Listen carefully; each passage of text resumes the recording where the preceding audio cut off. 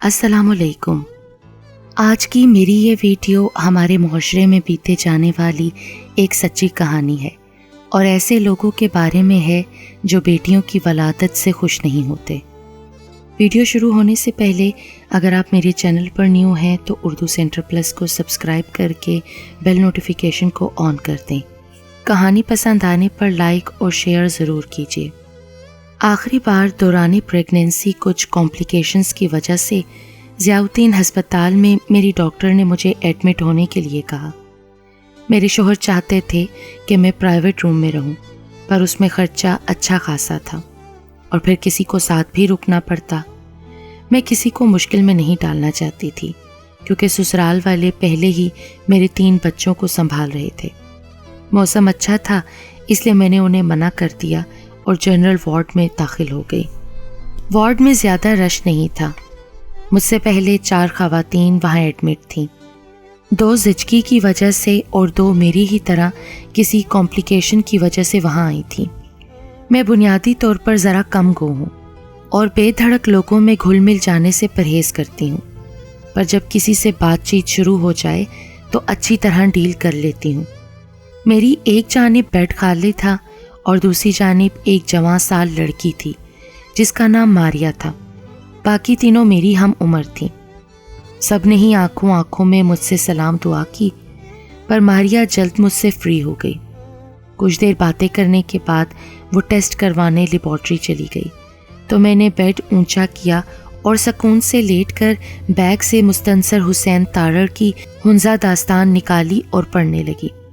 اس کتاب کا انتخاب میں نے اس لیے کیا تھا کہ شاید یہ ہسپتال کے ٹینشن زدہ ماحول میں میرے لیے راحت افزا ہوگی۔ کچھ ہی دیر بعد میرے ساتھ والے خالی بیڈ پر ایک زچہ کو منتقل کیا گیا جس کے ہاں بیٹی کی ولادت ہوئی تھی۔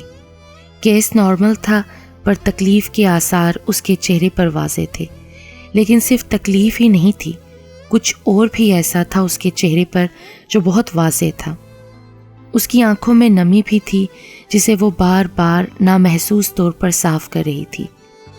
مجھے حیرت ہوئی، اس کے ساتھ کوئی بھی نہیں تھا۔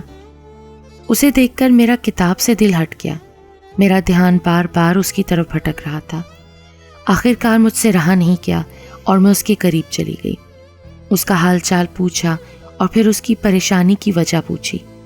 وہ بولی کچھ نہیں، پر نگاہ برابر میں لیٹی بچی کی طرف اٹھ گئی۔ میں کچھ سمجھی کچھ نہیں۔ بیٹی ہونے کی وجہ سے پریشان ہو کیا؟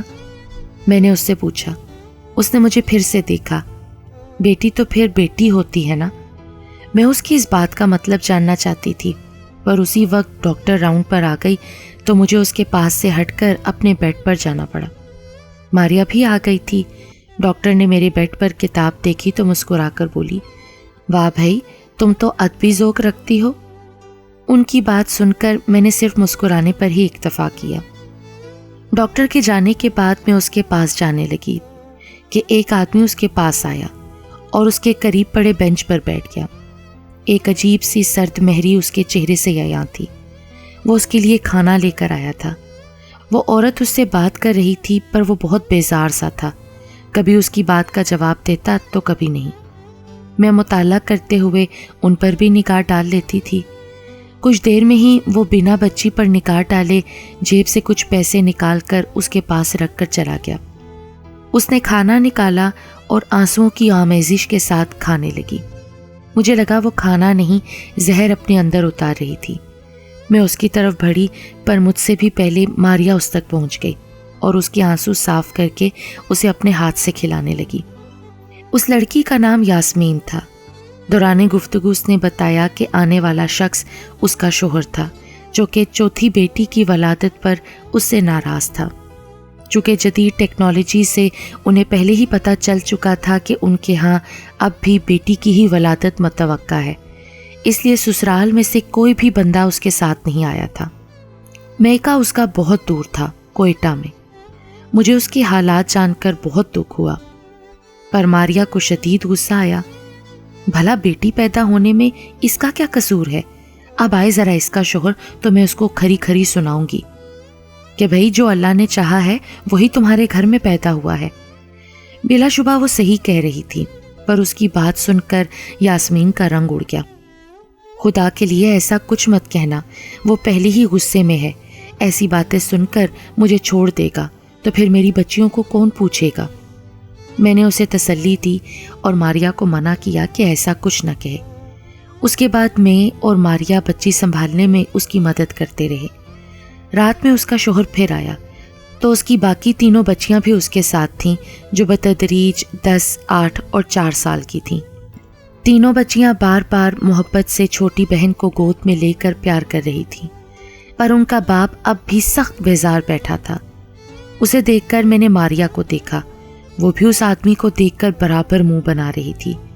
یاسمین نے بچی اپنے شوہر کی طرف بڑھائی تو اس نے ایک بیزار نگاہ بچی پر ڈالی۔ اسی لمحے ایک خیال میرے دل کو چھوا، مبارک ہو بھائی، ماشاءاللہ بہت پیاری بچی ہے آپ کی۔ اس نے حیرت سے مجھے دیکھا، پھر ایک دھیمی سی مسکراہٹ اس کے چہرے پر در آئی۔ ایک بات بتاؤں بھائی، یہ بچی آپ کے لیے انشاءاللہ بلند بخت ثابت ہوگی۔ اس نے مجھے حیرت سے دیکھا۔ آپ کو کیسے پتا بہن؟ بھائی، بچی کی چوڑی پیشانی اور اس پر ابھرنے والی لکیر یہ بتا رہی ہے کہ یہ نصیبوں والی ہے اور مستقبل میں آپ کے لیے انتہائی نفع بخش ثابت ہوگی۔ میں نے پامسٹری یعنی علم نجوم میں بہت نام کمایا ہے۔ آپ نے ٹی وی پر میرا پروگرام تو دیکھا ہوگا۔ میں اس بچی کی قسمت پڑھ کر تعجب میں پڑ گئی ہوں۔ آپ کی قسمت بدل کر رکھ دے گی۔ میری بات سن کر اس آدمی کی ہی نہیں، یاسمین اور ماریا کی آنکھوں میں بھی حیرت اتر آئی۔ چند لمحوں بعد ہی وہ بچی جسے اس کی ماں بدنصیب کہہ رہی تھی، وہ اپنے باپ کی گود میں تھی۔ میرے حوصلہ افزا الفاظ جادو کر گئے تھے۔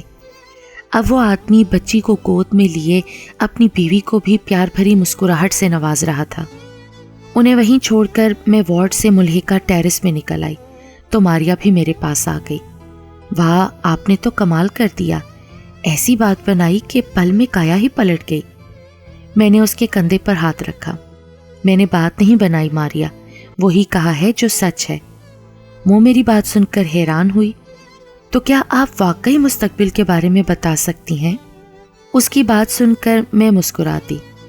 ہاں، میں بتا سکتی ہوں کہ میرے پیارے نبی صلی اللہ علیہ وآلہ وسلم نے اگر یہ فرمایا ہے کہ جس کی 2 بیٹیاں ہوں اور وہ انہیں اچھی طرح پروان چڑھائے تو وہ جنت میں میرے ساتھ ایسے ہوگا جیسے میری 2 انگلیاں، تو یقیناً ایسا ہی پھر ہوگا نا؟